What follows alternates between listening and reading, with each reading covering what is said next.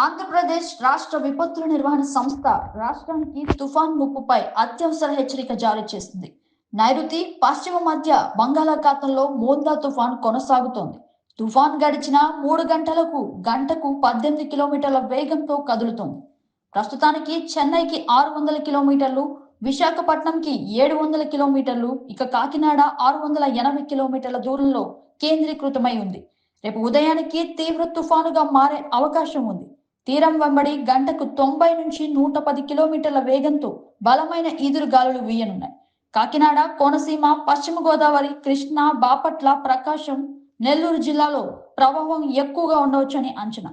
శ్రీకాకుళం, విజయనగరం, మన్యం, అల్లూరి, విశాఖ, అనకాపల్లి, తూర్పుగోదావరి జిల్లాలో భారీ వర్షాలు పడవచ్చు. ప్రజలు ఇంట్లోనే సురక్షితంగా ఉండాలి. వాతావరణం ప్రశాంతంగా ఉందని అశ్రద్ధ ఉండకూడదని సంస్థ ఎండి ప్రకాష్ జైన్ సూచించారు.